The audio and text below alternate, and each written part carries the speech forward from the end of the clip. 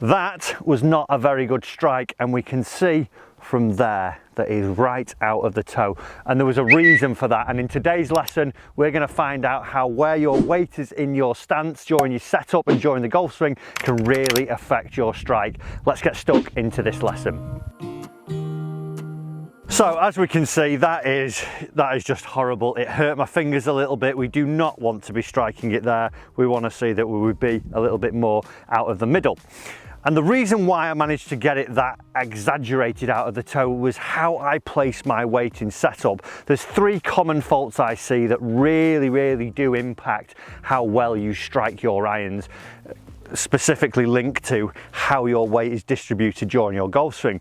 And what I did then to make sure that I got a poor strike, as I stood to this golf ball then, I intentionally leant back into my heels. And if I just set myself up to another golf ball here, what we would see, once the club's in the middle here, and then I start to lean back towards my heels, watch what happens to the golf club here. So I'm stood normal at the moment, I'm in the balls of my feet. Now I'm going to lean into my heels.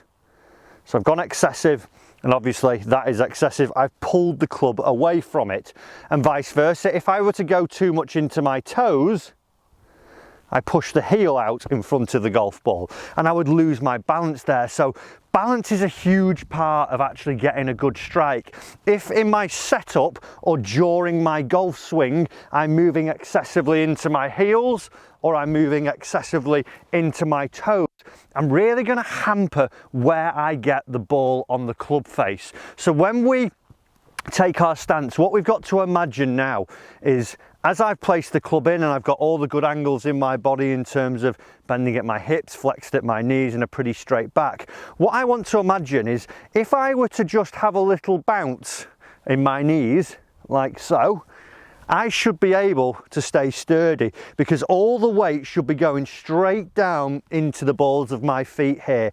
If I were to bounce and sit in my heels, I'm already falling off it. And again, in the toes, I'm going to fall forwards. So the chances of me getting the club back to the middle and getting it centrally struck aren't going to be very high because I'll be trying to actually stay upright as opposed to middling the golf ball. So if you're someone who is really pattering the heel or the toe, when you stand to your golf ball from now on, what I want you to make sure is that the weight is now in the balls of your heels. See that you can have a little bounce and be nice and sturdy. You could almost feel that as you stand to it, if someone was going to come and push you, you could stand and actually withstand that push because you are nice and balanced and ready to make a good swing, just like so, and get more middled. I actually felt myself going to my toes there, and lo and behold, going into my toes, I've gone towards the heel. So make sure we're more centered and we'll see that we get a better ball strike. The next thing that we would see, where is the weight distributed in terms of the lead leg and the trail leg? Because what I tend to see from a lot of people with poor iron strikes, they sometimes have the concept and the mind work that they want to try and help the golf ball up into the air. When we watch TV and we see the professionals hit, we know a good struck iron shot goes flighting up into the sky, it's towering up in the air, comes down, lands softly and looks brilliant. So sometimes the mind could say to ourselves, well, if we're going to hit it up in the air, what I should do is place more weight into my lead leg.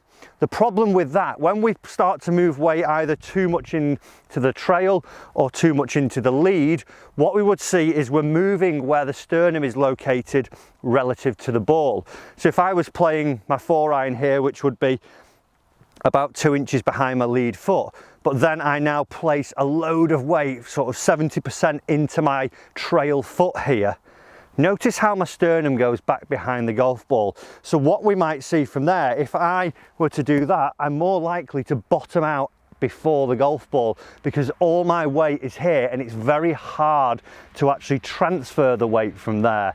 So when we're stood to an iron, what we want to try and make sure is we take a good stance and we know that we want to hit ball then turf. We don't want to get the turf before the golf ball. We want to hit that ball, get the crisp strike, and then maybe take a little bit of a divot afterwards.